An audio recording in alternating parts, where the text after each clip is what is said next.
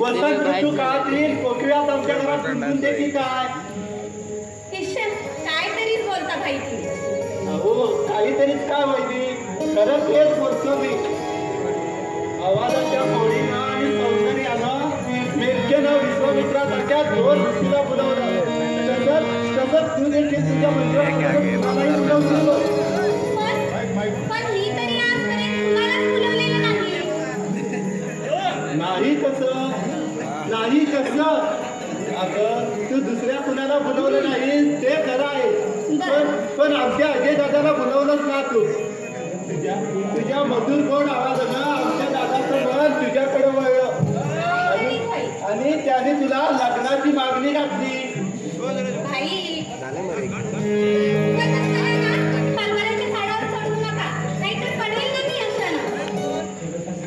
खरं सांगू वहिनी, तुझ्या मुखातून निघालेले शब्द आणि सूर ऐकून मला माझ्या आईची आठवण आली ग. वहिनी, माझी आई या घरची लक्ष्मी होती. लहानपणी मला लवकर झोप यायची नाही म्हणून ती सुंदर गाणी म्हणून झोपवायची मला. आणि तिच्याला एक क्षणभर जरी दूर राहिलो ना तर या घर खायला यायचं ग. पण या अशा सुखी संसारात एक दिवस अचानक वादळ शिरलं आणि त्यात सापडली कशी बिचारी धडक घातली. त्यावेळी मी माझ्या 8 वर्षाचा वडील बालपणी देवाला प्रिय झाले आणि माझ्या वडिलांच्या मृत्यूमुळे माझ्या आईला हाय काढली होती. आणि काही दिवसात लागणारी पडली ती आंतरिकात पडून राहिली. डॉक्टरांचं रोज येणं चालू होतं. आईच्या आजारपणावर तातडीचे उपचार चालू होते. त्यामुळे माझ्या आई आजारपणातून मुक्त होईल असं आश्वासन देण्यात येईल. पण वहिनी, त्यावेळी त्या डॉक्टर करताना दिलेलं आश्वासन खोटं ठरलं वहिनी. मी माझं बघून एक दिवस राहून दिली ना माझ्या आईला. आई मी आजाद झालो ना, आजाद झालो. भिकारी बनतो.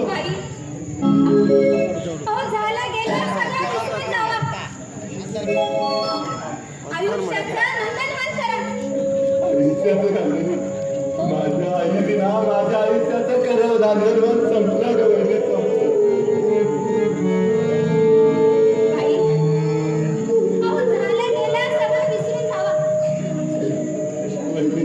कसा विसरू विसरण्याचा प्रयत्न केला पण परत आईच्या आठवणीला मन भरून येतं ग. आणि हृदयातील जुन्या आठवणी जागृत होता. असं वाटतं सोड घ्यावा त्या जनाला माझा त्याचा कोण घ्यावा त्याच्या.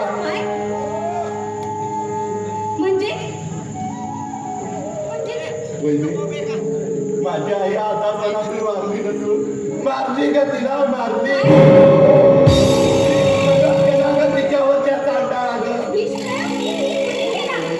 माझ्या आईवर विष प्रयोग करणारे दुसरे तिसरे कोणी नसून तुझे सासरे होते.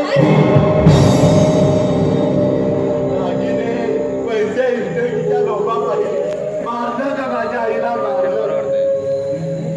पण त्याचा खरा पुरावा माझ्या हाती मिळाला नाही म्हणून गप राहिलो मी.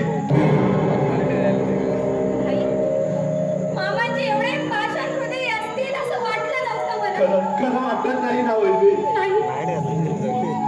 तसं नाही हो भाई. पण भाई मागील गोष्टी आठवण काढून काय उपयोग आहे. असं रडत पुढत राहिलं तर तुमची आई परत येणार आहे का भाई. होय भाई. आता झाल्या गेल्या गोष्टींची आठवण काढून मन दुष्टीत करू नका. झालं गेलं सगळं विसरा. खरंच वाटतं वहिनी सगळं विसरून जावं म्हणून पण ते कसा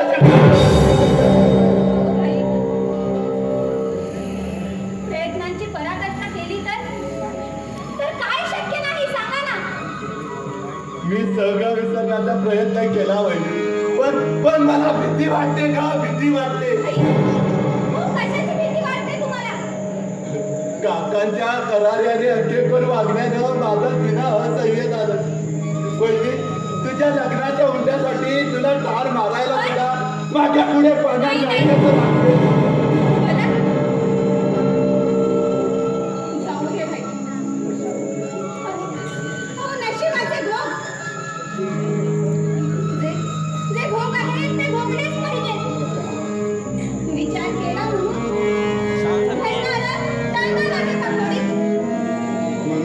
म्हणूनच तुझा विचार मनात येता. माझ्या आईची प्रेमळ बुद्धी माझ्या नजरेवर घालू लागली. आई हे जग सोडून गेली आणि या घरात भयान वातावरण निर्माण झालं. सगळीकडे अंधार वाटू लागला. म्हणजे असं वाटतं हे कंटाळणं आयुष्य जगण्यापेक्षा कुठेतरी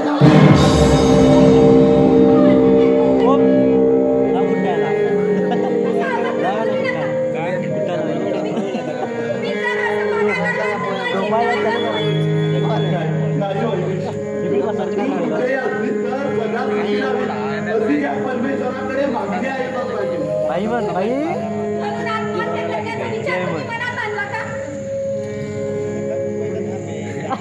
त्या गाडीत कसं आहे. जाऊ दे, सोडून द्या त्या गोष्टी. बरी आठवण झाली. उद्या मंजूचा वाढदिवस आहे ना, मग तिच्यासाठी ना एक छानशी भेटवस्तू आणून द्या. बाजारात जाऊ, मी पैसे घेऊन येते. आले ना?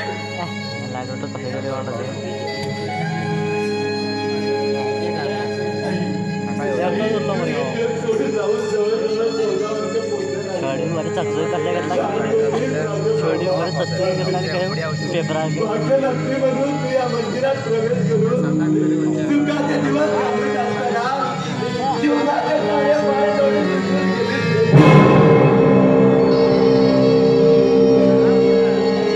भाग्याला एकट्याला टाकून खरं सांगू आई,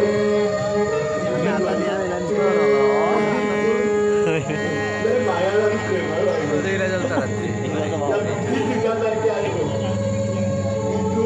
तू मला सोडून गेलीस आणि वहिनीनं त्या घरात पाहून तुझ्या रूपानं टाकलं बघ. आई खरं सांगू, तुझी सून लय माया आणि प्रेमाला आहे ग. तुझी माया मला कधी कमी होऊ देत नाही वहिनी, कधी कमी होऊ देत नाही, कधी.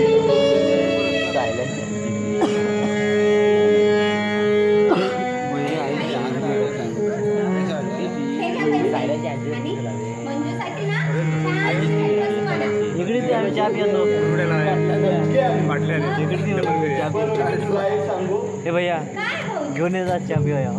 माझ्यासाठी मायेचा सागर आहे.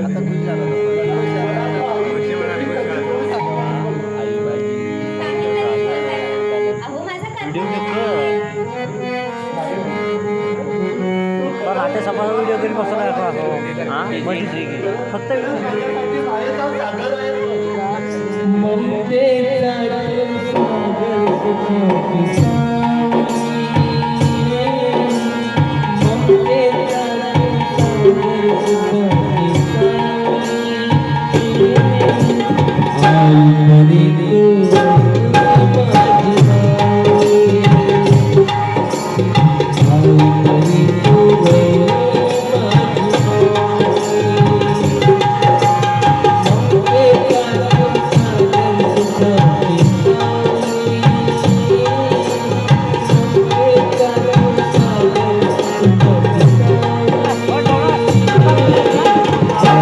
तुझी